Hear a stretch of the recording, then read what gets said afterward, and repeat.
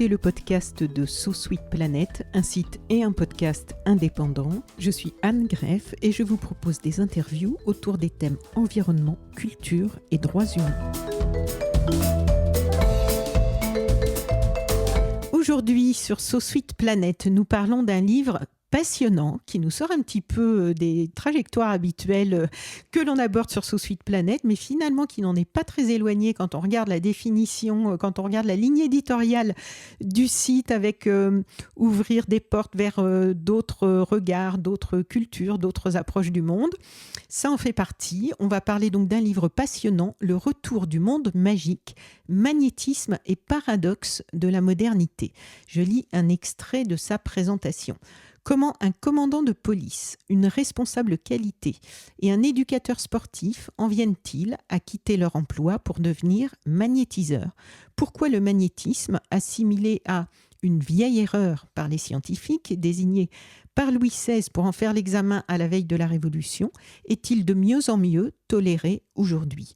L'ambition de ce livre est de comprendre et d'expliquer sociologiquement ce phénomène. Pour ce faire, il présente les histoires de vie de personnes devenues magnétiseuses, il décrit concrètement leurs pratiques qui mobilisent de l'énergie et parfois des esprits. Grâce à une plongée dans 50 ans d'archives, il revient ensuite sur les poursuites qu'ont subies les magnétiseurs jusque dans les années 1980 pour exercice illégal de la médecine et sur la façon dont ils y ont répondu. Enfin, à travers des entretiens avec des médecins, des membres du ministère de la Santé et des observations en oncologie et radiothérapie, il analyse la place que tient aujourd'hui le magnétisme dans la société française. Pour nous en parler, je reçois l'autrice de ce livre, Fanny Charras, sociologue, post-doctorante à l'Université Saint-Louis à Bruxelles, avec laquelle j'avais déjà eu le plaisir d'échanger pour un autre formidable livre, un conte musical initiatique dans les forêts primaires d'Amazonie, Plume, Poil, Écaille. Bonjour Fanny. Bonjour Anne. Comment est-ce que tu t'es lancée dans ce livre, dans cette aventure qui est le prolongement, si j'ai bien compris, d'un travail qui au début s'inscrivait dans ton parcours d'études, c'est ça ? Oui, c'est ça. Enfin, ça s'inscrit toujours dans mon parcours d'études. Vu que j'ai fait un doctorat, on a tendance à s'attarder un peu à l'université et à prolonger les études D'accord. quand on fait une thèse. Oui, du coup, pour revenir un peu sur ce parcours, j'ai fait un mémoire de master d'anthropologie à l'école des hautes études en sciences sociales, il y a maintenant 10 ans. Je suis allée voir les chamans de la côte nord péruvienne. Donc c'est des chamans guérisseurs qui travaillent sur la côte nord péruvienne dans un village. Et en fait, ils travaillent, c'est-à-dire qu'ils font leur cérémonie avec du San Pedro, qui est un cactus considéré comme hallucinogène en Occident. C'est-à-dire qu'il donne des visions, ce cactus. Et les chamans, grâce à ces visions, voient les problèmes de santé de leurs patients et patientes et ensuite leur procurent des soins énergétiques pour les soigner. Et en fait, ces chamans me demandaient et dans ton pays, c'est comment ? Et en fait, à l'époque, j'étais pas vraiment au courant de ce qui se passait en France, des pratiques qui existaient en France, qui seraient une sorte d'équivalent du chamanisme au Pérou.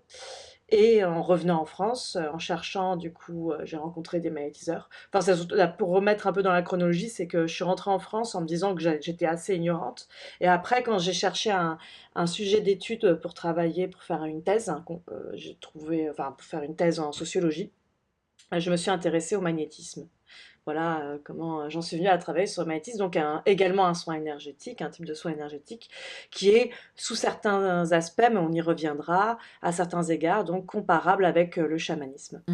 Alors, si tu le veux bien, on va expliquer un petit peu à nos auditrices et auditeurs de quoi nous parlons. Donc déjà, le titre de ton livre, Le retour du monde magique, magnétisme et paradoxe de la modernité. Est-ce que tu peux nous expliquer un petit peu qu'est-ce que tu entends par monde magique ? Parce que j'imagine que pour quelqu'un qui voit le livre dans une librairie, dans une vitrine ou quoi, ça peut être tellement de choses en fait, le monde magique. Oui, en effet, c'est beaucoup de choses à la fois. En fait, le monde magique, c'est un terme qu'a employé Ernesto De Martino, qui est un anthropologue italien, qui en 1948 a écrit un livre qui s'appelle Le Monde Magique. Donc Le Retour du Monde Magique, le titre de mon livre, c'est une référence en fait au livre d'Ernesto De Martino que j'ai découvert alors que je finissais ma thèse. Et lorsque j'ai découvert donc ce livre Le Monde Magique, j'ai été bouleversée par ses analyses parce que en fait, il faisait un geste que je vais vous résumer. Il faisait un geste qui me rappeler le geste que je venais de faire dans ma thèse en fait. Je me suis dit, ah, il y avait quelqu'un avant moi qui a eu la même idée, en fait, la même façon d'aborder les choses. Alors voilà ce qu'il fait. En fait, en 1948, il faut remettre un peu de les dates en place. C'est l'époque en fait où Claude Lévi-Strauss, donc un anthropologue beaucoup plus connu, disons, qu'on a moins oublié qu'Ernesto De Martino, écrivait L'efficacité symbolique, qui est un article qui porte également sur la magie. Mais la démarche d'Ernesto De Martino est très différente de celle de Lévi-Strauss. En fait, Lévi-Strauss essaye de montrer que la magie fonctionne. Et il passe par là, par des analyses qui vont mélanger des connaissances en biologie, en psychanalyse, en disant par exemple un mauvais sort, ça fonctionne parce que la personne, elle a extrêmement peur d'avoir un mauvais sort et elle va mourir de peur en fait. Et puis il fait des analyses plus détaillées, hein, mais voilà un peu sa façon de légitimer la magie, ou en tout cas d'en rendre compte plus positivement que ses contemporains. Ce que fait Ernesto De Martino de son côté, c'est qu'il dit, bah en fait il y a un problème, la magie pose problème depuis toujours aux anthropologues, et il faut s'attaquer à ce problème. Donc ce qu'on va faire, c'est qu'on va prendre des pratiques magiques des quatre coins du monde, et on va analyser. Les analyser.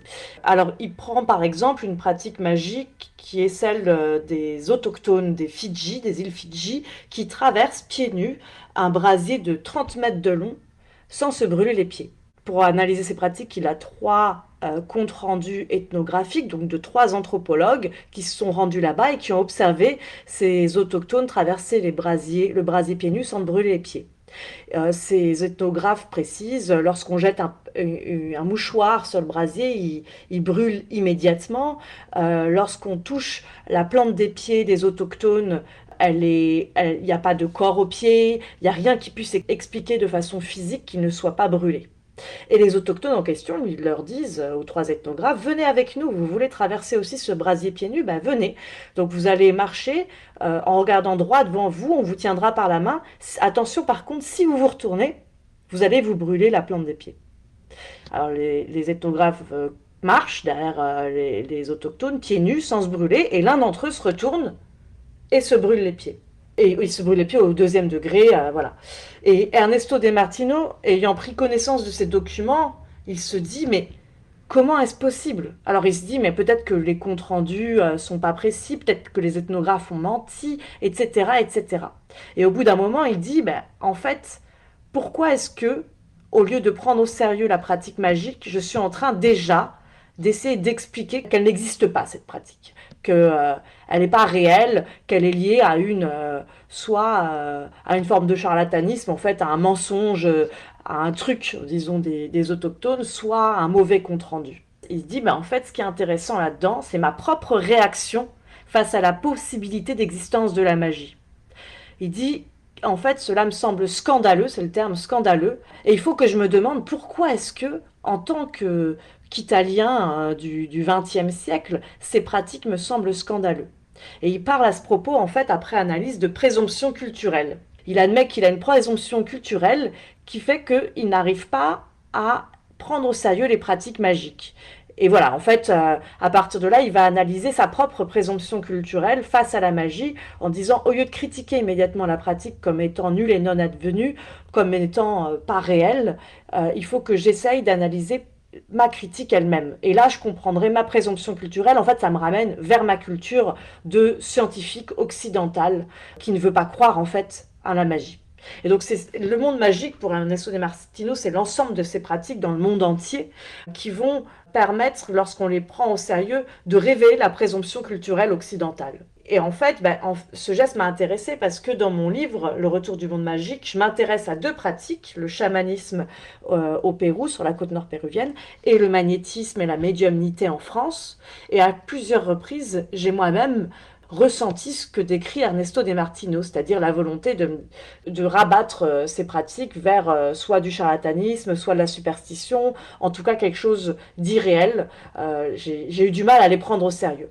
Et à un moment donné, comme lui, comme il l'a fait, du coup, mon livre progressivement, en fait, j'en viens dans mon livre à l'analyse de ma propre présomption culturelle. Au lieu de critiquer les pratiques que j'étudie, j'essaie de comprendre pourquoi, d'où me vient historiquement cette tendance à les critiquer. La deuxième explication, avant de rentrer un peu plus dans le livre, c'est qu'est-ce que le magnétisme? Parce que finalement, c'est pareil. En entrant dans le livre, je me suis dit, mais c'est vrai que c'est un mot qu'on entend. On a pu avoir soi-même plus ou moins ou pas du tout des expériences avec ce qu'on appelle le magnétisme.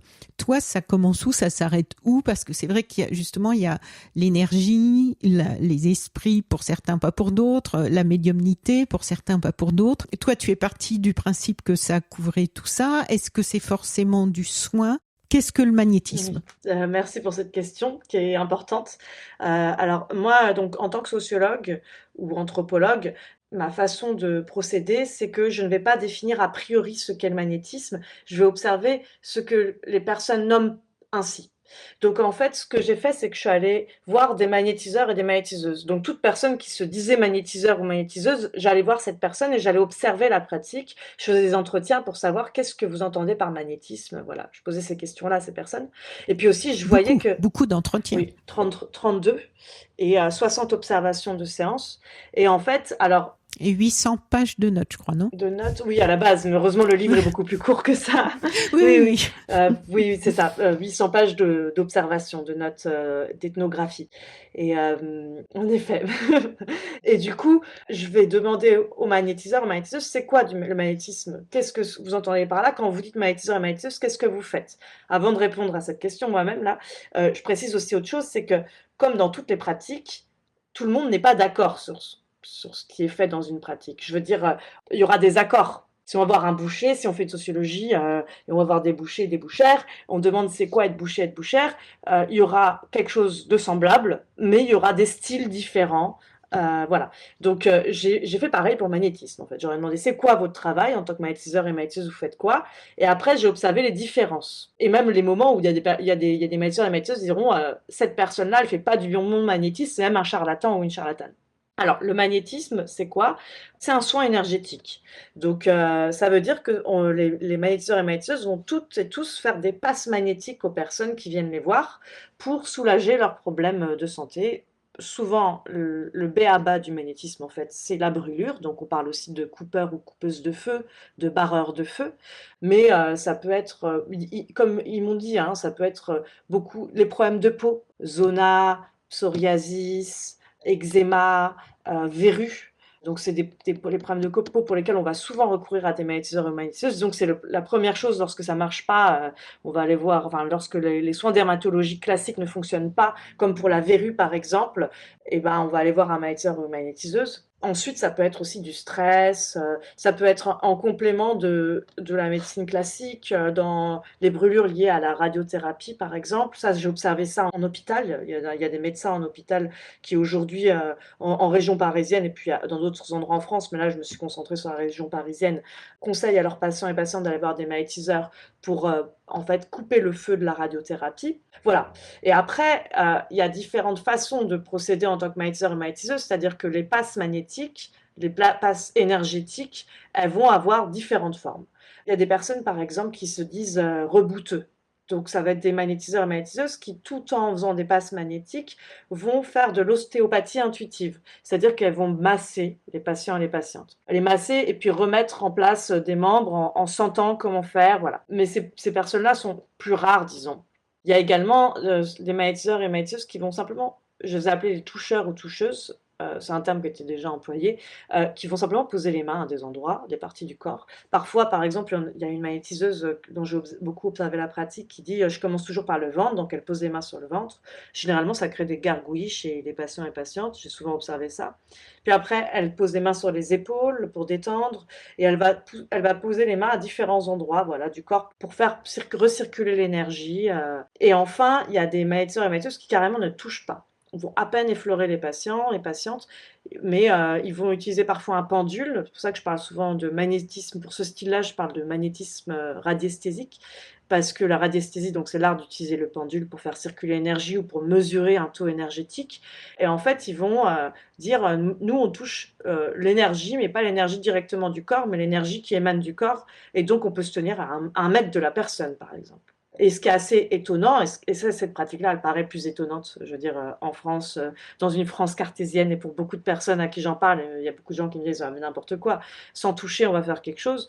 Mais j'ai observé étonnamment, moi-même, j'étais surprise de ça, des réactions assez fortes, hein, de patients et de patientes qui se dressaient sur la table de soins alors qu'ils n'étaient pas touchés, quoi, qui disaient ressentir fortement l'énergie. Voilà, pour résumer la pratique. Et pour aller encore plus loin, le 4e style de magnétisme, c'est les magnétiseurs et magnétiseuses qui vont carrément avoir une pratique médiumnique, c'est-à-dire également dialoguer avec des esprits dans leur pratique. Voilà.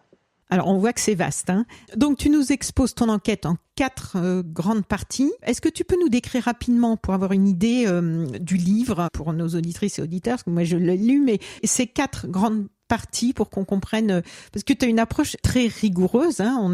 C'est aussi pour ça que je trouve ça intéressant d'en parler, parce que finalement, je pense qu'on est beaucoup à avoir envie d'en parler de ce sujet-là. Et c'est toujours difficile de trouver quelqu'un qui a fait un travail sur le sujet et en observant une rigueur au sens où on l'entend en venant justement pas de l'intérieur du sujet lui-même, du magnétisme, mais avec une approche d'observation, d'analyse. Donc toi, tu as fait 4 grandes parties qui sont extrêmement riches, fournies, détaillées, documentées. Tu peux nous en dire quelques mots ? Oui, bien sûr. La première partie, qui s'appelle Devenir magnétiseur ou résister au naturalisme, en fait, c'est la partie vraiment des entretiens avec des magnétiseurs et des magnétiseuses. En fait, le livre va suivre vraiment mon avancée sur le terrain. J'aime bien concevoir les choses comme ça parce que à la fois, c'est important en sociologie ou d'anthropologie pour qu'on sache d'où on parle, de montrer les difficultés qu'on peut avoir quand on rentre sur le terrain, la façon dont on est reçu. Ça nous révèle beaucoup de choses sur la société dans laquelle on est, ou la société qu'on veut étudier, ou la pratique qu'on veut étudier. Et donc, j'ai commencé par des entretiens avec des magnétiseurs et magnétiseuses, donc une 30aine d'entretiens. Et donc, la première partie, c'est vraiment des entretiens de vie. J'ai demandé aux magnétiseurs et aux magnétiseuses, comment est-ce que vous êtes devenus magnétiseur. Comment? Alors, en fait, il faut savoir que j'avais affaire vraiment à des personnes d'origine sociale très variée, autant d'hommes que de femmes. La personne la plus jeune avait 27 ans, celle la plus âgée 87, donc une grande variété d'âge également, et des professions d'origine. J'avais des restaurateurs et restauratrices, des professeurs, j'avais une professeure de prépa en chimie, de chimie normalienne, pour donner des exemples encore, une maîtresse de conférence de lettres modernes, enfin, en lettres modernes, pardon. J'ai rencontré un commandant de police, j'ai rencontré une inspectrice qualité, un éducateur sportif, quelqu'un qui fait du graphisme, du design, enfin voilà, énormément de pratiques différentes. Et toutes ces personnes, déjà j'ai été surprise de voir la variété de professions d'origine, aussi des personnes qui travaillent dans la banque et qui sont toutes devenues magnétiseurs et magnétiseuses à des âges variés et qui n'avaient pas nécessairement des parents magnétiseurs ou magnétiseuses. Donc la question que je pose dans cette première partie, c'est comment est-ce qu'on devient magnétiseur dans notre société, c'est-à-dire en France, dans la France contemporaine, comment on en vient à ouvrir un cabinet de magnétisme, à pratiquer des soins énergétiques alors qu'à l'origine on vient d'une famille dans laquelle personne ne croit au magnétisme, c'était la plupart des personnes que j'ai rencontrées, c'était le cas. Oui. Voilà. Ensuite, la deuxième partie, elle va porter vraiment sur la pratique magnétique. C'est-à-dire qu'une fois que j'ai fait les 33 entretiens, je me suis demandé, et ça a été plus difficile d'ailleurs d'obtenir les observations, je me suis demandé comment on pratique le magnétisme concrètement. Et là, j'ai eu plus de difficultés à obtenir le droit d'observer en cabinet la pratique magnétique et médiumnique, parce qu'il y a aussi des magnétiseurs médiums. Pourquoi ça a été plus difficile? Parce que ce sont des pratiques privées qui ont lieu en cabinet. La plupart des magnétiseurs que j'ai voulu voir en fait travaillent en région parisienne dans des quartiers huppés. Je tenais vraiment à me retrouver dans cette partie de Paris parce qu'il y a un peu ce présupposé, ce préjugé que le magnétisme est une pratique rurale, ancestrale, qui est en voie de disparition, entre guillemets.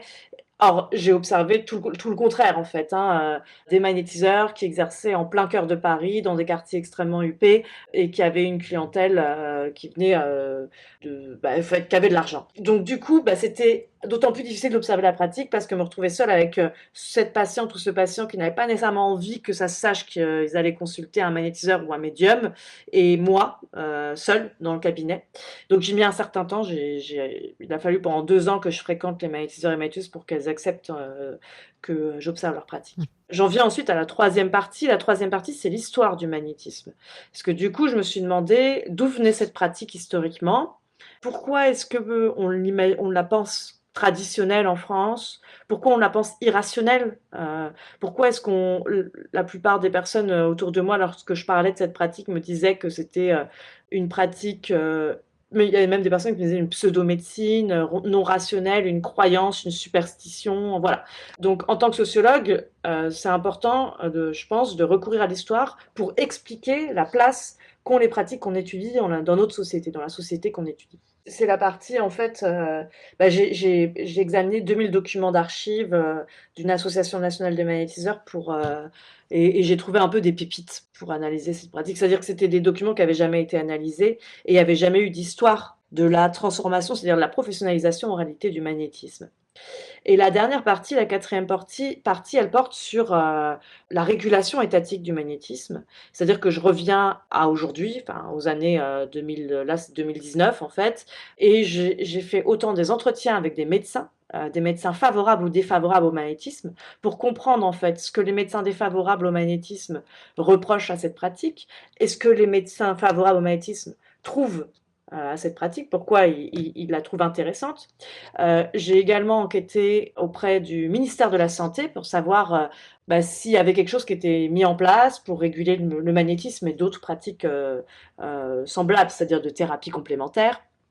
Auprès de la Miviludes, qui est l'organisme interministériel qui lutte contre les dérives sectaires, pour savoir si elle classifiait ou elle pensait le magnétisme comme étant une dérive sectaire et quels sont en fait les critères de classification du magnétisme en tant que dérive sectaire, si c'est le cas, ou en fait plutôt quels sont les critères de classification d'une pratique comme dérive sectaire, et dans quelle mesure est-ce que peut-être quelques magnétiseurs pourraient être jugés comme déviants, c'est-à-dire que leur pratique pourrait être jugée comme dangereuse par rapport à d'autres magnétiseurs si de tels critères existent.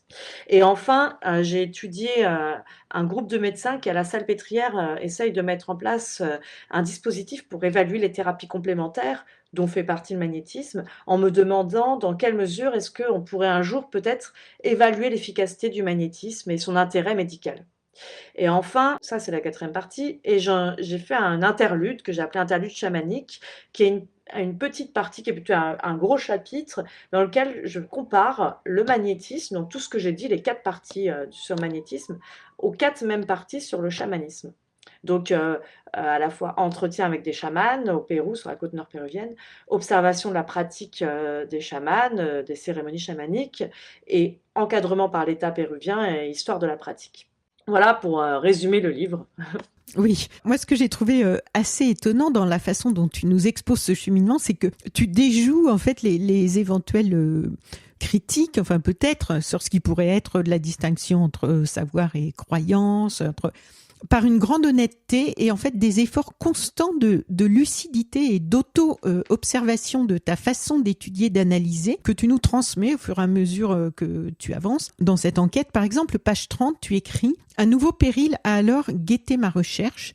Admettre le temps d'un entretien, puis celui d'une observation, l'existence non seulement de l'énergie, mais aussi d'esprit, m'a entraîné vers des considérations inattendues, des considérations d'ordre métaphysique plutôt que sociologique, existentielles plutôt qu'anthropologiques, des considérations qui m'étaient soufflées par mes enquêtés et qui m'ont progressivement semblé plus captivantes que celles auxquelles ma recherche en sciences sociales prétendait vouloir répondre. Puis, page 33, tu écris « Ainsi m'a-t-il fallu prendre du recul pour passer de la fascination à la méthode et en revenir à des considérations véritablement sociologiques. » On imagine que, enfin moi je me disais en lisant que ça n'a pas dû être facile d'approcher et d'analyser avec une grande rigueur, parce qu'on sent que c'est bien sûr ton souci, des domaines auxquels on reproche souvent de ne pas être tangibles, voire de ne pas exister quand on les critique vraiment. Est-ce que tu peux nous dire en quelques mots, toi, tes exigences professionnelles par rapport à cette méthode auquel tu devais revenir et du défi que ça représentait, j'imagine, pour toi? Oui, oui, en effet, c'était fondamental et c'était assez difficile parce que disons que la voie a peu été ouverte encore. Il y a de plus en plus de travaux qui sont intéressants sur ces questions-là. Je pense notamment, par exemple, au travail de Vinciane Després sur les esprits, qui sont des ouvertures, pour moi, disons des ouvertures méthodologiques, mais c'est pas facile de trouver des travaux. Enfin, en tout cas, au moment où j'écrivais la thèse et puis après le livre, j'avais besoin. Enfin, je cherchais une boussole que je ne trouvais pas. Alors, le problème, en fait, c'est que soit on tombe, quand on travaille sur ce genre de pratique, sur des travaux qui sont critiques. Donc, ça va être des travaux qui vont se dire sociologiques et qui vont affirmer que le magnétisme et la médiumnité ne sont que des croyances et des superstitions. Mais lorsque On sent qu'il y a un parti pris voilà, avant même le... voilà, il D'accord. y a un parti pris avant d'étudier la pratique. Alors c'est problématique parce que si le rôle de la sociologie, c'est de comprendre des pratiques, pour moi, le rôle de la sociologie, c'est de d'écrire, comprendre des pratiques pour expliquer par l'histoire ces pratiques-là et expliquer leur répression.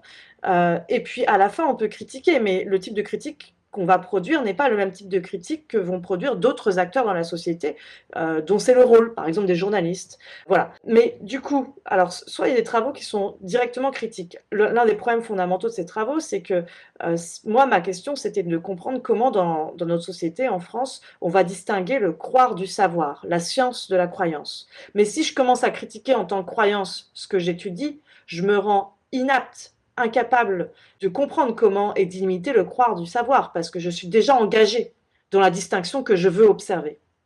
Mais inversement, il y a un autre parti pris qui pour moi est tout aussi problématique et qui d'ailleurs est tout aussi présent dans la littérature sur la magie, c'est celui de dire mais vous voyez, ça existe vraiment.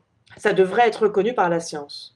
En fait, c'est le même problème, c'est le même problème inversé, c'est symétrique inversé, mais c'est exactement le même problème qui revient à, au lieu de critiquer la pratique, à critiquer ceux qui n'ont pas compris cette pratique. Mais ou à critiquer les personnes aussi qui participent à dire que cette pratique est une superstition.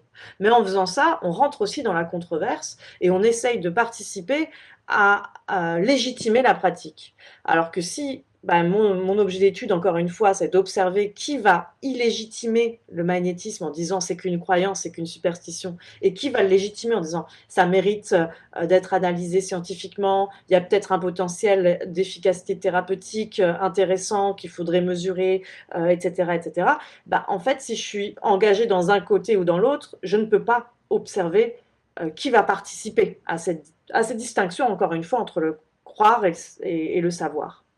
Voilà, donc il fallait rester sur cette ligne de crête qui est celle où on peut observer à la fois, par exemple, les médecins, certains médecins qui vont critiquer le magnétisme comme une fake médecine, une pseudo-médecine, me dire je vais observer pourquoi ils disent ça. Puis après, observer des médecins qui vont dire ah mais ça marche vraiment, le magnétisme, c'est très intéressant, ça permet de soigner, et me demander mais comment ils en viennent à dire ça.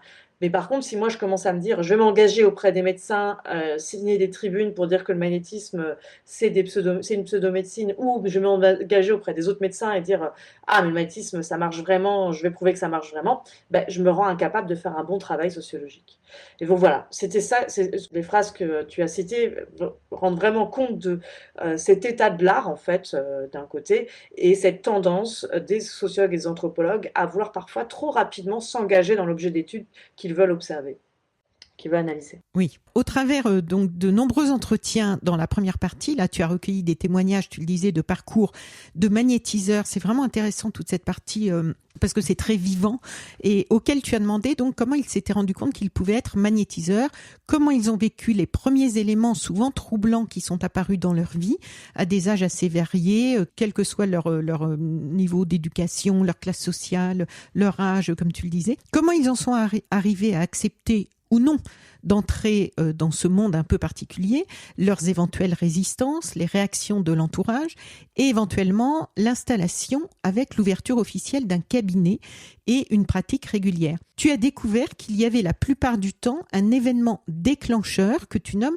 une expérience énigmatique. Est-ce que tu peux nous dire en quelques mots ce que c'est une expérience énigmatique? Parce que c'est quand même à la base de la plupart des témoignages de ces personnes, quel que soit leur univers, très différents les uns des autres. Oui, en fait, c'est le point commun, en effet, que j'ai observé entre toutes les personnes que j'ai interviewées. Comme je disais tout à l'heure, ces personnes-là venaient avaient de catégories socio-professionnelles très différentes, d'âges différents, etc. Et quand on fait de la sociologie, c'est un peu embêtant. On se dit, si on veut trouver une explication au devenir magnétiseur et qu'on peut chercher ni dans l'origine sociale, ni dans l'âge, ni dans le sexe, ben, en fait, on est un peu embêté. Alors du coup, il y a une méthode qui consiste, c'est une méthode qui en fait a été inaugurée, inventée par l'école qu'on appelle interactionniste en sociologie. C'est Howard Baker qui a travaillé sur les fumeurs de marijuana dans un livre célèbre en sociologie qui s'appelle Outsiders. C'est une méthode qui consiste à observer les carrières. Donc en fait, le parcours de vie en fait des magnétiseurs et magnétiseuses. Et donc dans cette méthode, elle est assez simple d'application, hein. Il suffit d'observer les similitudes entre les parcours de vie de différentes personnes.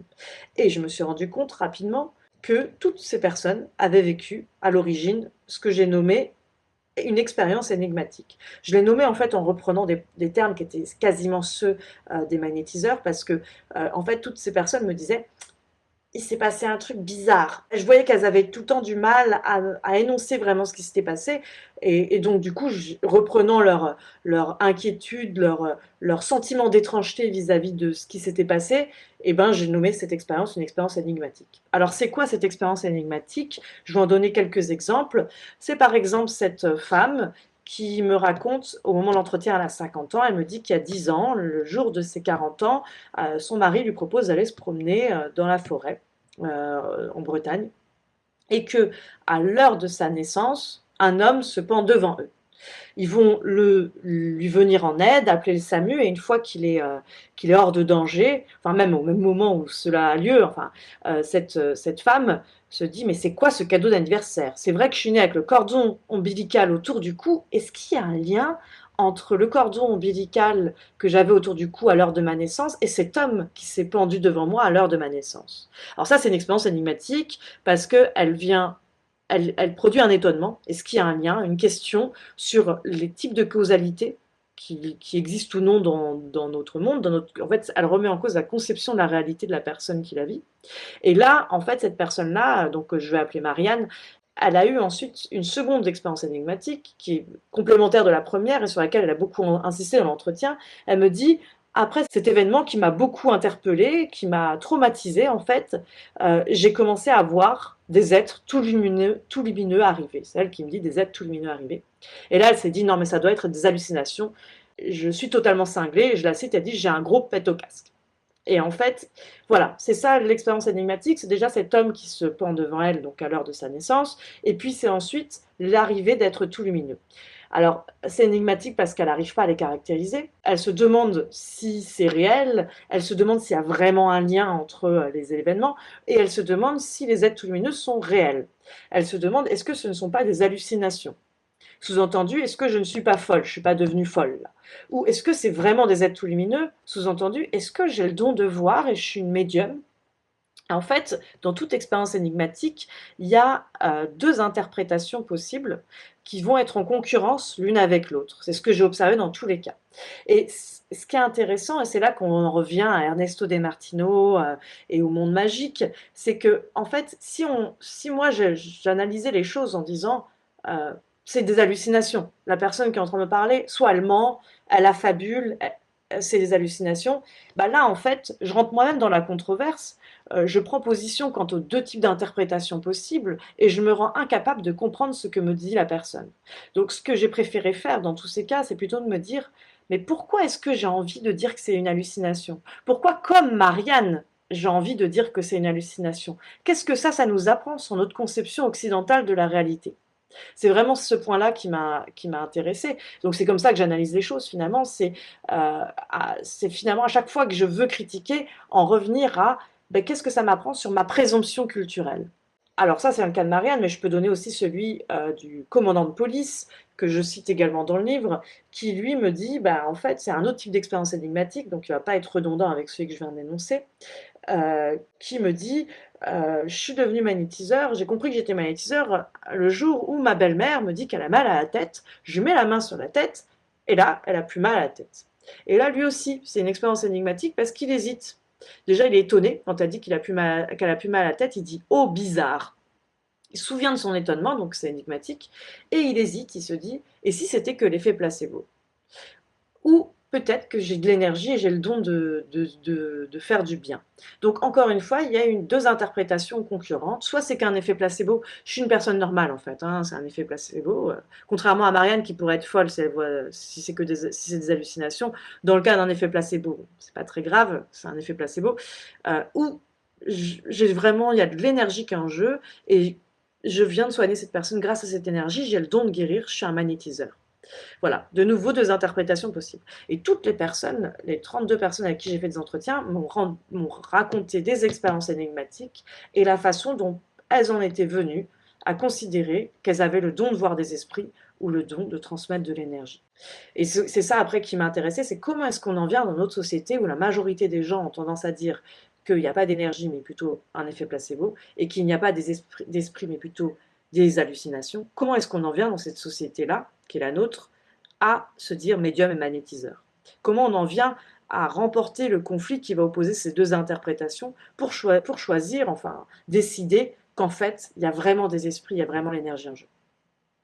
Oui, et c'est très intéressant parce qu'effectivement, on voit bien que sur toutes ces situations qui ont en commun de ne pas avoir d'explication, enfin qu'on ne parvient pas, les personnes, au moment où ça se produit, la plupart du temps, ne parviennent pas à expliquer avec ce qu'on nous a donné depuis notre naissance, dans notre culture, dans notre éducation, avec nos éléments qui sont les nôtres dans cette société ici en France métropolitaine. On est le nez sur nos limites. Enfin, il semble à un moment arriver et être percuté par quelque chose qui a beaucoup de choses en commun en fait d'une personne à l'autre. Hein. C'est ça qui est intéressant aussi, bien qu'elles ne se connaissent pas, qu'elles ne se soient pas toutes ces personnes qui vivent ces expériences-là.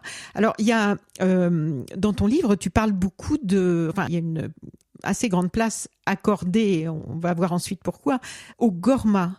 Qu'est-ce que c'est le Gorma? Moi, j'en avais jamais entendu parler. Bon, je suis pas non plus très experte dans tout ça. C'est un pseudonyme. Hein. Ah, c'est peut-être pour ça que tu n'en as jamais entendu parler. C'est que c'est l'Association nationale des magnétiseurs, mais ils n'étaient pas d'accord d'ailleurs, les membres de l'association, sur est-ce qu'il fallait anonymiser ou non le nom de l'association. Et j'ai choisi de le faire. Voilà, c'est un truc qui se fait souvent en sociologie, puisque dans le journalisme d'ailleurs, d'anonymiser toutes les personnes. Donc dans l'enquête, tous les noms que je donne sont anonymisés, sauf de temps en temps, je mets un petit astérisque pour préciser cette personne-là n'a pas été anonymisée à sa demande, ou parce que comme elle est très médiatisée, ça ne servait à rien d'anonymiser. Bon, alors du coup, on va reparler après de pourquoi ça occupe quand même pas mal de place dans ton enquête. Mais je peux répondre déjà. Donc, le GORMA, c'est l'Association nationale des magnétiseurs, qui a été créée en 1951 par un chirurgien et un magnétiseur après la Seconde Guerre mondiale, alors qu'il y avait énormément de procès contre les magnétiseurs pour exercice égal de la médecine. Et en fait, le chirurgien et le magnétiseur ont fait alliance pour créer cette association pour protéger les magnétiseurs contre l'exercice égal de la médecine, parce qu'il y avait beaucoup de procès avec des peines de prison et des amendes. Tu écris qu'à un moment, l'énergie s'est littéralement imposée à toi comme objet d'étude, et un peu plus loin que, je te cite encore, pour travailler sérieusement sur l'énergie, il faut à tout prix éviter de la définir. Donc là, je me suis dit, un objet d'étude qu'il faut à tout prix éviter de définir, ça a dû être compliqué quand même. Oui. C'est encore, en fait, c'est encore une fois la même méthode que pour le magnétisme. Tout à l'heure, je te donnais l'exemple des bouchers et bouchères. Et ben en fait, c'est pareil. En sociologie, enfin, quand on fait le type de sociologie que je pratique, c'est-à-dire la sociologie pragmatique, le but, c'est de suivre les acteurs. Et donc, c'est pas de prédéfinir les choses. Parce que si on étudie la société et qu'on commence par prédéfinir des choses, ben, on s'empêche de voir certaines choses. Voilà, c'est toujours ce problème-là. Et donc, en fait, prédéfinir ce qu'est le magnétisme, ça serait par exemple de ma part de décider qui est un vrai magnétiseur et qui ne l'est pas. Là, dans ce cas, je m'empêche d'observer comment les magnétiseurs vont eux-mêmes définir qui est le vrai magnétiseur et qui ne l'est pas, qui est le bon magnétiseur ou qui ne l'est pas. Alors pour l'énergie, qui est quelque chose d'invisible, et surtout quelque chose qui est, comme je viens de le dire, souvent traité comme inexistant, c'est-à-dire que beaucoup de personnes disent que l'énergie utilisée par les magnétiseurs dans les soins n'existe pas, que c'est qu'un effet placebo. Si je commence par la définir, soit en disant qu'elle existe vraiment, je la rigidifie et je laisse pas de place à ce qui se passe vraiment dans la pratique. Si par contre je la définis comme n'existant pas et étant que de la suggestion et de l'effet placebo, bah, je la dissous, je la fais disparaître et je me rends incapable de l'observer vraiment dans l'action. Et donc du coup, il ne faut pas la prédéfinir alors qu'elle est invisible et il faut ouvrir en fait les yeux, se laisser voilà, ouvrir toutes ces perceptions pour réussir à décrire ce qui est en jeu pendant le soin sans participer trop à cette description. Donc c'est un type de description qui était assez compliqué à mettre en place. Finalement, voilà, j'ai trouvé une façon de le faire. Des billes m'ont été données d'ailleurs, encore une fois, par Vinciane Després, qui parle de tact ontologique lorsqu'elle décrit les esprits. Et d'ailleurs, j'ai aussi décrit des esprits, et c'est pareil, c'est du tact ontologique. Le tact ontologique, c'est quoi? C'est tout simplement le fait de ne pas rabattre l'invisible soit vers l'existant, soit vers le non-existant. Parce qu'on est dans une société, en fait, où on a cette tendance à toujours dire ça existe, mais comme si, quand on posait cette question, l'esprit ou l'énergie devait exister comme existe une table, ou ça n'existe pas, comme si le fait qu'on ne puisse pas voir ni saisir comme on peut saisir d'autres choses, ça renvoie vers la non-existence absolue. Et en fait, ce que je montre grâce au tact ontologique, justement, grâce à ma façon de décrire qui ne va jamais rabattre vers les deux pôles extrêmes de l'existence, c'est-à-dire l'existence comme une table ou la non-existence absolue, eh ben, je suis l'énergie et les esprits et leur mode d'existence, et j'observe que leur mode d'existence ne se trouve pas dans cette binarité dont on a tant l'habitude en fait dans notre société. Encore une fois, ça renvoie à notre présomption culturelle, qui est celle que Philippe Descola nomme le naturalisme, mais que Ernesto De Martino nommait déjà le naturalisme. Peut-être qu'on y reviendra plus tard à la définition du naturalisme.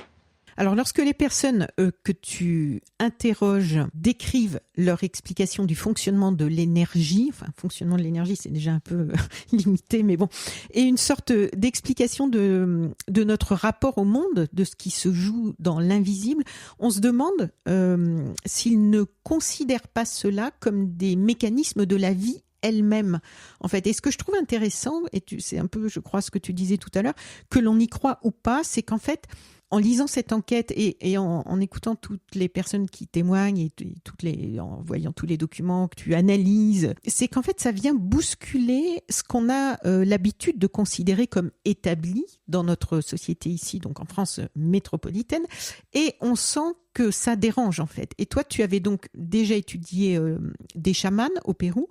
En fait, il y a beaucoup d'endroits dans le monde, hein, tu le disais, aussi en Asie, en Afrique, où l'on a des formes de soins qui font appel à des énergies, aussi à des entités dans des mondes qui nous sont invisibles. Est-ce que tu as eu l'occasion d'en étudier d'autres que les chamans au Pérou et là, le travail que tu as fait en France?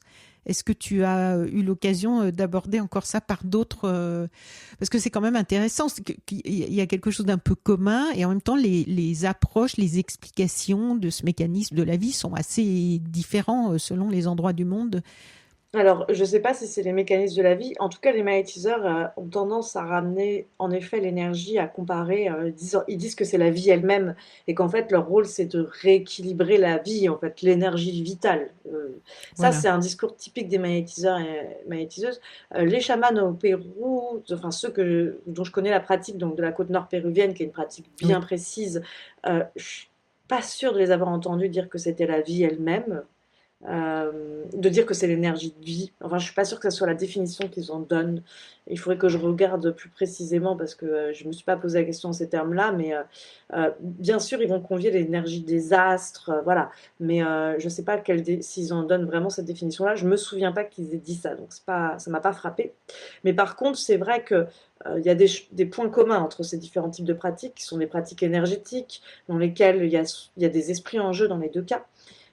Et après, pour ce qui est d'étudier d'autres pratiques, étudier non, mais par contre, j'ai pas mal voyagé en Amérique latine et j'ai été confrontée à d'autres. Enfin, dans mes voyages, en fait, j'allais à la rencontre de personnes que ce soit par exemple de chamans au Mexique, donc dans vraiment une autre partie d'Amérique latine, qui sont des chamans d'origine huichol, donc c'est un peuple du Mexique, descendant des Aztèques. J'ai pu observer également leur pratique, qui est différente de celle du chaman de la côte nord péruvienne, mais semblable.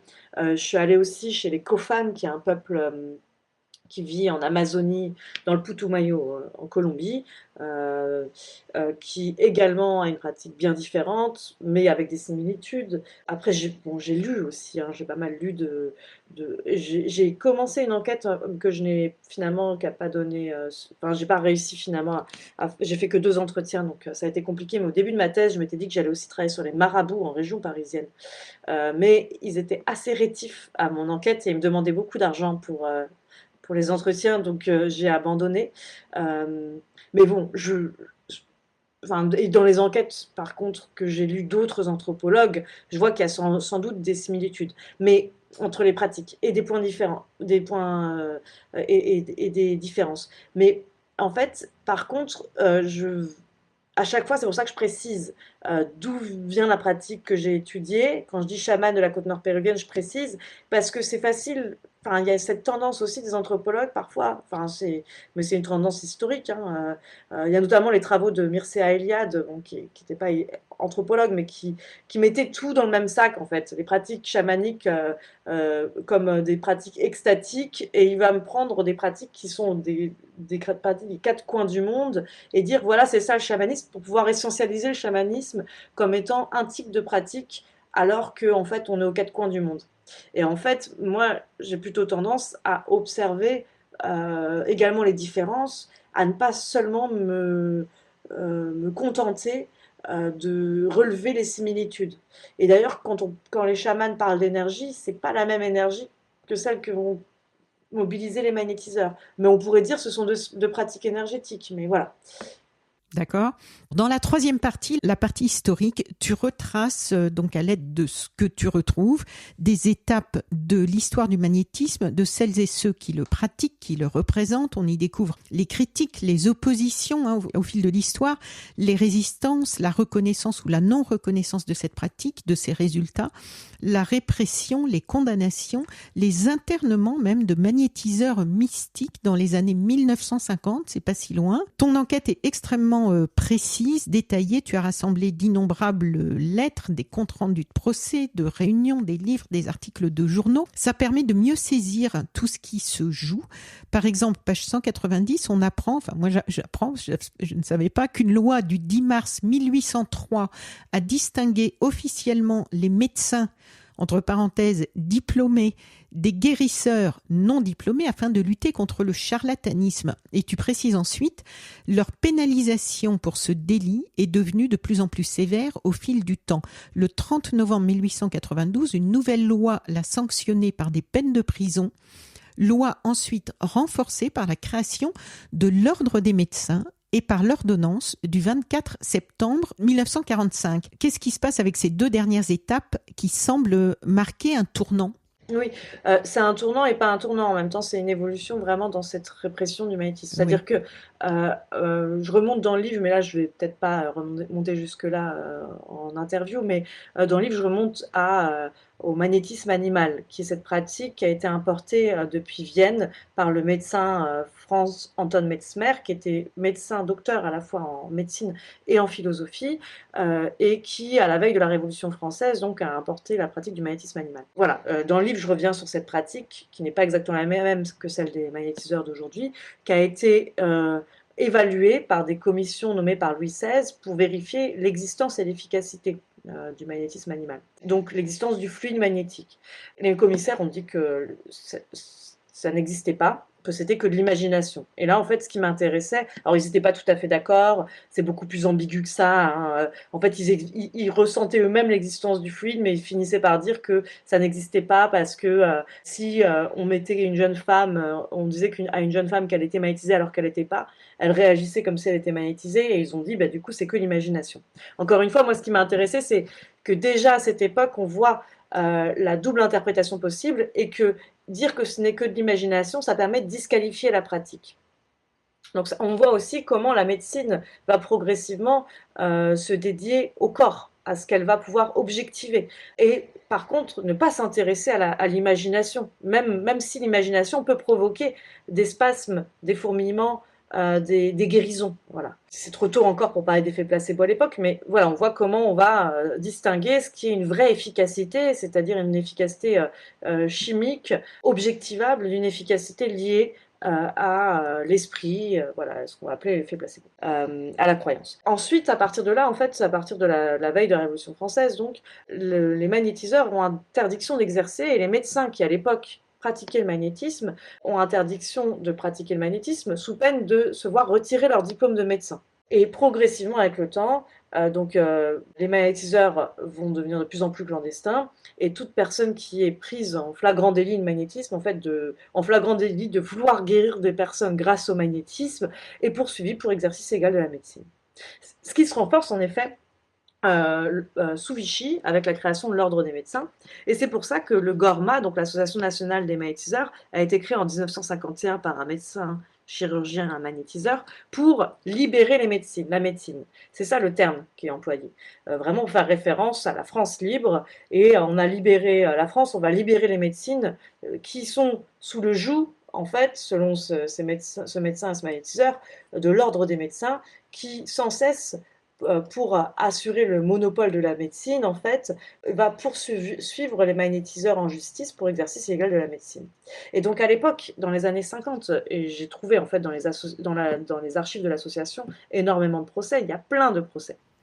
Oui, pour exercer et c'est vraiment intéressant pour les gens, parce que en fait, aussi bien au niveau historique que si on s'intéresse à l'histoire que au magnétisme, et même à l'évolution de la société, de comment on considère les choses qui sortent de notre cadre habituel, les comptes rendus, les extraits de comptes rendus de procès que tu cites, plus ou moins longuement dans le livre, c'est super intéressant, je trouve vraiment, de pouvoir constater un petit peu comment on défend ou comment on attaque, comment c'est perçu, les réactions, l'évolution dans la société, et les différents cas aussi. Il y a des cas assez tristes d'ailleurs. Il y a des cas de personnes qui semblaient vraiment être des escrocs, et on se dit, oui, effectivement, il y a aussi des abus. Et puis, il y a des cas de personnes qui étaient vraiment là pour faire du bien et qui se retrouvent, comme les sorcières, qui se retrouvent attaquées, condamnées. C'est assez... Oui. Ça laisse perplexe, certains cas. Oui, il y a un énorme paradoxe en fait. C'est que, par exemple, et ça, c'est les cas qui sont assez tristes, je pense que tu nommes assez tristes, c'est que il va y avoir des patients, des patientes qui racontent tous leurs problèmes de santé à la barre, donc dans le procès, et vont dire voilà, j'avais de l'eczéma, mais c'était invivable, voilà, j'avais des énormes plaques rouges, ou je saignais, j'avais des selles avec du sang, etc. Donc, il y a plein de. Et puis, cette personne, ce magnétiseur, que vous voulez condamner pour exercice égal de la médecine, m'a sauvée. Le jour où, après plusieurs séances, j'ai cessé d'avoir de l'eczéma, j'ai cessé de saigner, etc. Et en fait, ces personnes qui viennent témoigner, c'est là tout le paradoxe, qui viennent témoigner à la barre du fait que ce magnétiseur qui va être condamné pour exercice illégal de la médecine les a aidés et leur a fait du bien, et en fait, sans s'en rendre compte, elles prouvent qu'il y a exercice illégal de la médecine, et donc elles participent à la condamnation du magnétiseur. Et en fait, donc ça c'est le paradoxe. C'est le paradoxe, c'est que ils sont poursuivis parce que ils ont soigné. Et en fait, pour l'exercice illégal de la médecine, c'est ça en fait. Alors après, il y a des moments où le juge, on voit qu'il est un peu embêté, et il dit on n'est pas là pour juger la pratique en elle-même, mais pour juger une personne qui n'a pas de diplôme de médecine et pourtant a voulu guérir quelqu'un d'autre. Et donc c'est ça l'exercice illégal de la médecine. Et souvent dans des cas où la médecine était arrivée à ses limites, et où ces personnes étaient allées voir cette personne qui pratiquait le magnétisme parce que la médecine n'avait pas pu les soulager. Oui.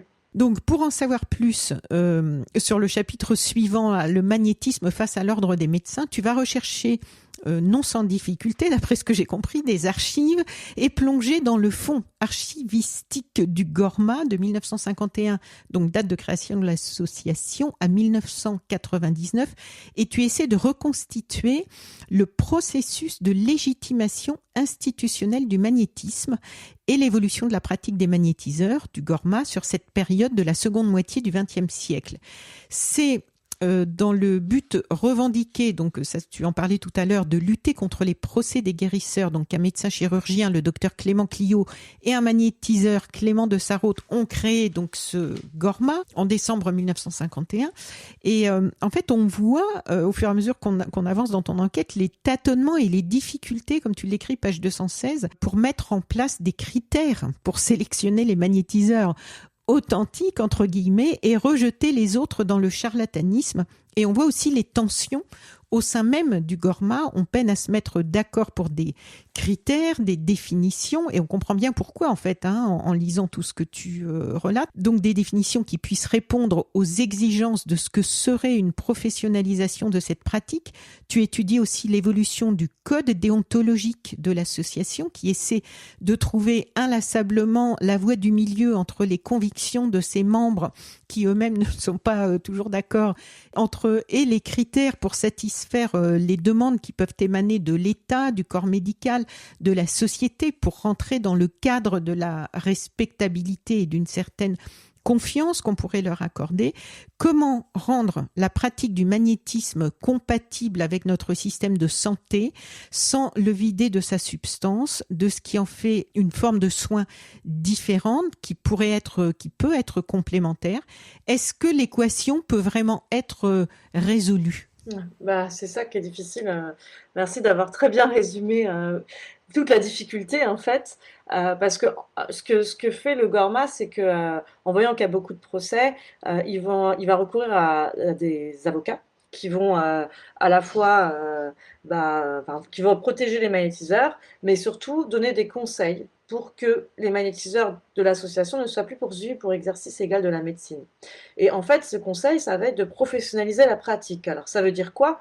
Ça veut dire que, en fait, en relisant les attendus du procès, cet avocat va voir, ah, vous avez des peines plus importantes, les magnétiseurs ont des peines plus importantes, quand en plus d'être poursuivis pour exercice illégal de la médecine, on peut leur reprocher un certain type de charlatanisme, enfin, d'être charlatan. Donc il faut que vous triez entre le bon grain et l'ivraie, que vous fassiez le tri dans l'association et que vous sélectionnez les magnétiseurs en fonction de leur authenticité, c'est-à-dire du fait que ce sont des bons magnétiseurs. Il faut que vous ayez des critères de sélection. Alors, ces critères de sélection, rapidement, ça va être, il ne faut pas demander trop d'argent, il ne faut pas faire revenir les patients quand on sent qu'on ne peut pas les aider, qu'on ne peut pas les soulager. Voilà, ça va être vraiment fondamental. Pas de Ensuite, publicité, pas de publicité. pas de Voilà, c'est ça, business. pas de Ouais. business autour de la pratique.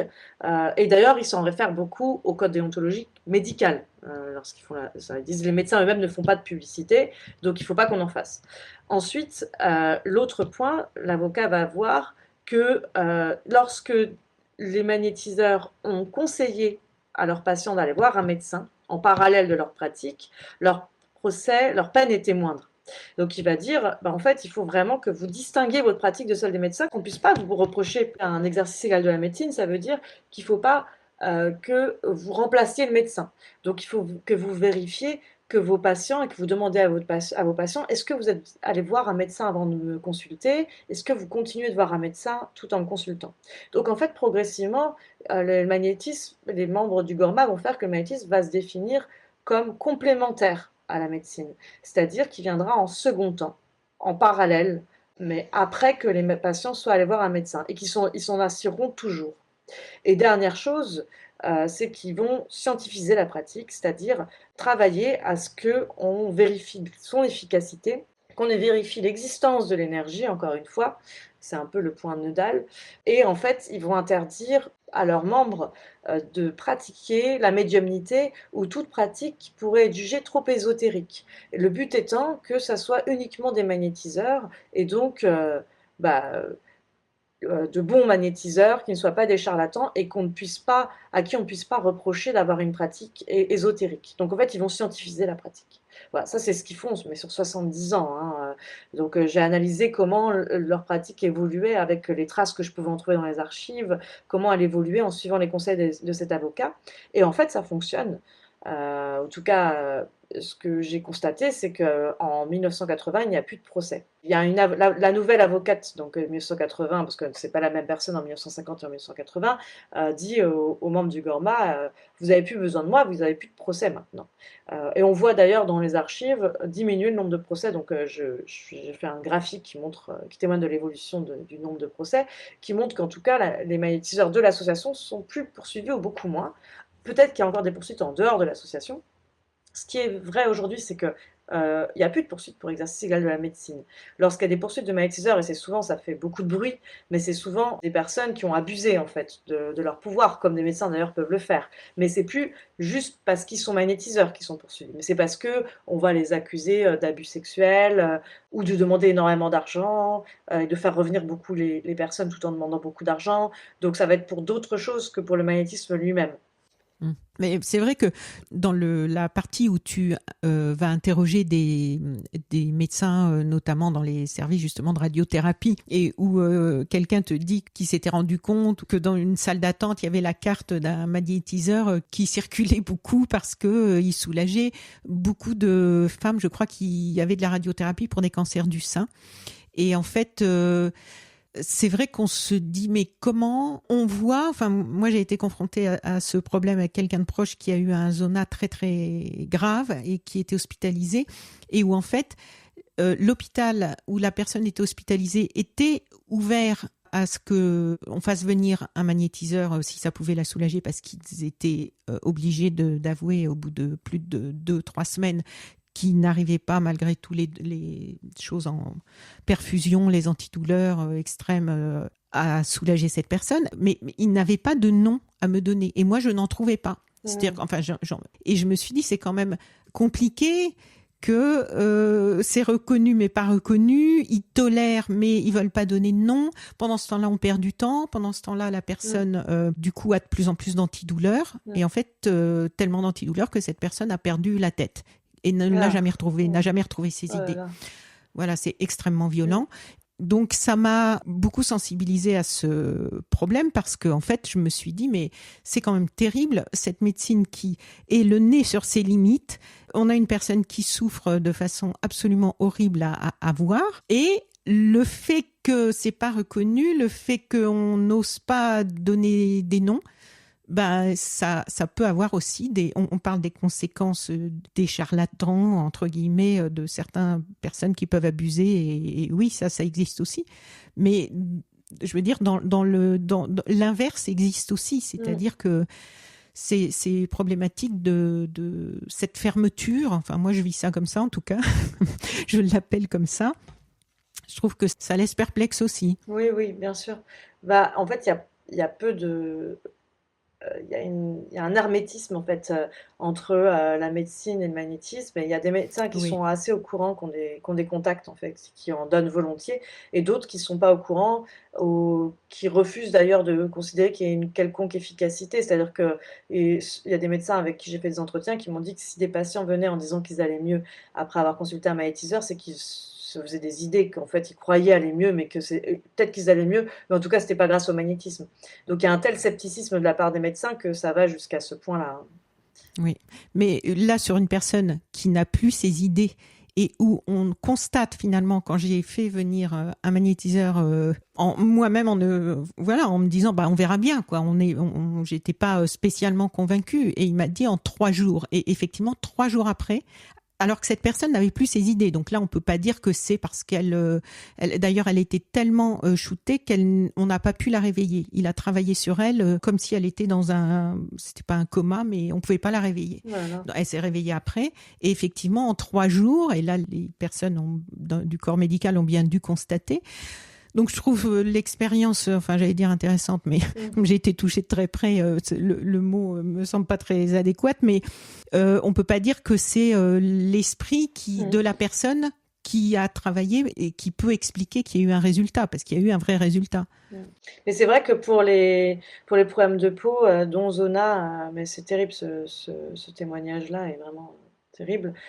C'est vrai que j'ai constaté, c'est-à-dire qu'en observant 60 séances de magnétisme, j'ai constaté que il y a des personnes qui venaient avec des zonas et qui repartaient, qui n'en avaient plus, et qui me disaient, Mm. et qui me disaient, non, mais en fait, on a tout fait, et là, ça a soulagé quasiment immédiatement, quoi, en à peine quelques Ouais, jours. Et je ouais. pense que c'est les problèmes de peau, eczéma, zona, psoriasis, brûlure, verrues, l'endroit où il y a plus de reconnaissance de l'efficacité de cette pratique, sans que ça a été véritablement vérifié en France, Oui, qu'il oui. y ait eu des tests, des essais contrôlés randomisés en double aveugle, c'est ce qu'on fait en médecine pour vérifier l'efficacité d'un traitement qui a été réalisé. Mais néanmoins, ça se sait, quoi, du bouche à oreille. On dit, ah, mais t'as ça, va voir un magnétiseur parce que ce soit la cortisone ou l'azote liquide pour les verrues, ça fait extrêmement mal et c'est pas extrêmement efficace, alors que quelques passes magnétiques, ça soulage quand même relativement, enfin, pas mal de personnes. Même des personnes qui me disent, j'y croyais absolument pas, mais à un moment donné, je me débarrassais pas de cette verrue, je suis allée voir un magnétiseur, elle est partie, et je ne me l'explique pas. J'ai plusieurs personnes dans mon entourage qui m'ont raconté ça. Bon, alors, donc sur ce qui pose problème, on voit qu'il y a des constantes dans le temps sur lesquelles tout le monde s'accorde. Donc ce sont les escroqueries avérées, on en a parlé, les pratiques qui mettent en danger les patients, le business et la recherche de profit, la publicité, l'atteinte à l'intégrité physique. Et puis il y a des choses qui posent problème, mais pas tout le temps et pas à tout le monde, comme la médiumnité, la voyance. Tu décris les difficultés rencontrées par le Gorma pour, je te cite, discriminer les pratiques parapsychologiques des autres. Donc, où placer le curseur entre la médiumnité oni et le magnétisme consacré? Comment distinguer intuition et dialogue avec les anges?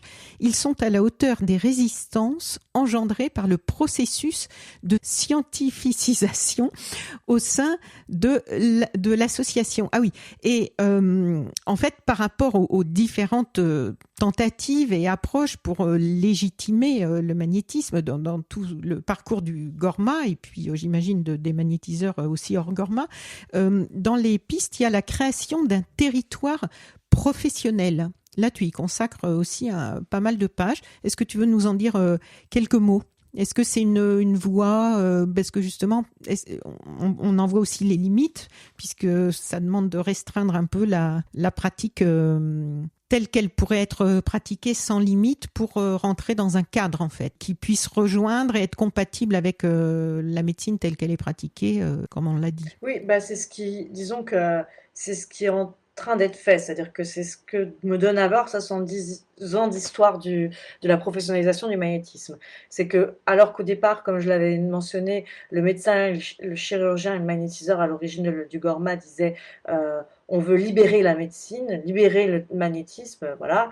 Euh, En fait, au bout de 70 ans, ce qui se fait, c'est se dire on veut faire reconnaître le magnétisme comme thérapie complémentaire. C'est-à-dire que finalement, la médecine conventionnelle reste la médecine principale et le magnétisme vient en complément. Et il vient du coup, à chaque fois que la médecine est défaillante, à chaque fois que la médecine ne parvient pas, voilà, on va voir un médecin pour un zona par exemple, le magnétisme va venir juste après. Voilà, c'est ça, voilà. Et surtout, il y a un point important, c'est ne pas dire que le magnétisme est premier lorsque ce sont des maladies mortelles. C'est-à-dire, si quelqu'un a un cancer, les magnétiseurs ne doivent surtout pas dire je vais vous soigner votre cancer avec des passes énergétiques. Donc c'est là que le magnétisme doit vraiment se montrer complémentaire, c'est dire allez voir un médecin, suivez les recommandations du médecin, médecine conventionnelle, oncologie, radiothérapie, etc., chimiothérapie si besoin, etc. Et nous, en complément, pour le mieux-être des patients et des patientes, on vient avec un soin énergétique complémentaire. Donc c'est ça le territoire en fait du magnétisme par rapport à celui de la médecine. C'est un territoire qui vient en complément de la médecine, en second temps ou en parallèle en fait, hein, mais en soins de support. Il est sorti il y a combien de temps là maintenant, le Un livre? an. Un an. Quel accueil il a reçu? Est-ce qu'il y a eu des évolutions depuis que tu as pu constater? Quel retour tu en as eu? Je me demandais en préparant l'interview un petit peu qu'est-ce que ça avait suscité. Un retour sur le retour du monde magique. Oui, c'est Euh, ça. j'ai été assez, pas surprise, mais positivement surprise par l'accueil qu'a reçu le livre, parce que c'est un sujet, donc, comme on l'a dit, hein, un peu touchy, pas si facile d'appréhender sociologiquement et donc scientifiquement.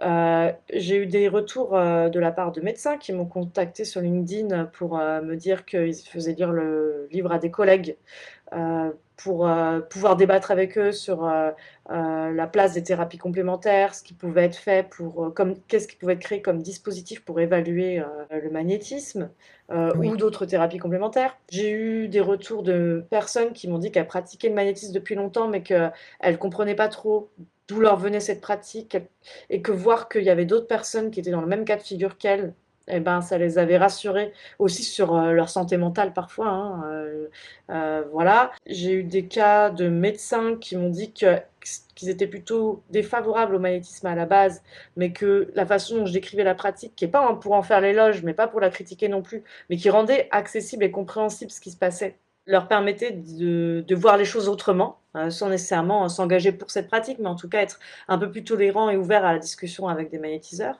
J'ai été invitée, là je suis invitée j'ai été invitée dans un débat de médecins pour discuter avec des médecins. Là, il y a une controverse, enfin, la controverse sur la thérapie complémentaire dans une école de médecine où il y aura aussi un public plus large, mais où on m'invite à faire un état des lieux sur les controverses autour des thérapies complémentaires, présenter les différentes attitudes des médecins en faveur ou défavorables au magnétisme et aux autres thérapies complémentaires. J'ai été plusieurs fois invitée en fait à dialoguer avec des médecins sur ça. Donc il y a une réception à ce niveau-là que je trouve génial parce qu'en fait j'essaie de rendre accessible mon travail parce que le travail de thèse était totalement inaccessible dans l'écriture et mon but c'était de le rendre accessible pour que des personnes qui soient des magnétiseurs, des médecins, etc. S'emparent du livre et comprennent mieux ce qui se passe. Parce que je pense que le but de la sociologie, c'est quand même celui-là, en fait. C'est de faire gagner en réflexivité les personnes sur leurs propres pratiques et qu'elles sachent mieux où elles se positionnent dans la société, quelle est leur façon de voir les choses, d'où ça leur vient, dire sociologiquement, en fait, hein, oui, oui, oui. et comprendre aussi des pratiques de personnes qu'elles ne comprennent pas jusqu'à présent pour pouvoir en dire autre chose que des banalités et sortir de leurs propres préjugés à cet égard. Donc c'est là que je suis heureuse de la réception du livre. J'ai pas été invitée que par des collègues. Oui, et tu écris, page 279, en France, le magnétisme est aujourd'hui classé par les pouvoirs publics parmi les pratiques de soins non conventionnels, les PSNC. Certains défendent l'idée qu'il faudrait mettre en place des évaluations spécifiques pour les pratiques non conventionnelles parce qu'on évalue les médecines complémentaires avec des méthodologies qui ne sont peut-être pas les bonnes. Le sujet des évaluations et des méthodes d'évaluation de l'efficacité du soin, ça semble un gros dossier, sinon le gros dossier, je trouve. Et justement, les personnes que tu as rencontrées qui travaillent sur peut-être des pistes pour avoir un peu d'autres systèmes d'évaluation, est-ce que tu as du nouveau? Est-ce que ça avance? Moi, j'aimerais bien que ça avance un peu, ça. Est-ce qu'on sait où c'en est? Non. Je sais pas où Non. c'en est. J'évoque en effet ce point-là, c'est le dernier chapitre, hein, où Oui. je montre comment des médecins mettent au point des dispositifs d'évaluation du magnétisme et des thérapies complémentaires, les problèmes que ça pose, etc. Mais il y a très peu de financement pour ce genre de choses.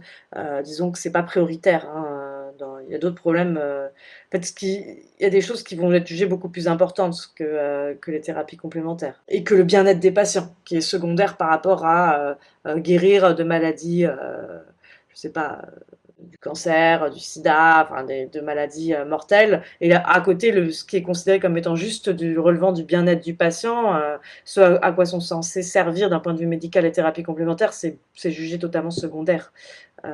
Mais là, justement, peut-être que c'est aussi ça qui serait quand même à revoir, parce que quand on voit quelqu'un qui est sur un lit d'hôpital, qui se tord de douleur avec un zona, et que les médecins dans le service, je ne vais pas citer le service, mais qui est un des services les plus pointus de l'hôpital, parce qu'il n'y avait pas dans les services adaptés, normalement, il n'y avait pas de place à ce moment-là. Et quand ces personnes m'ont dit, c'est la douleur la plus terrible qu'on ait à traiter à l'hôpital, pour nous, c'est pire, on n'a rien contre ça, c'est pire que les douleurs des pires cancers en fin de vie. Donc, c'est quand même pas juste du bien-être, Oui, quoi. clair. On peut se dire, à partir du moment où en 3 jours, quelqu'un arrive à soulager, il y a un moment, il faut peut-être prendre aussi en compte ce genre de réalités qui sont quand même...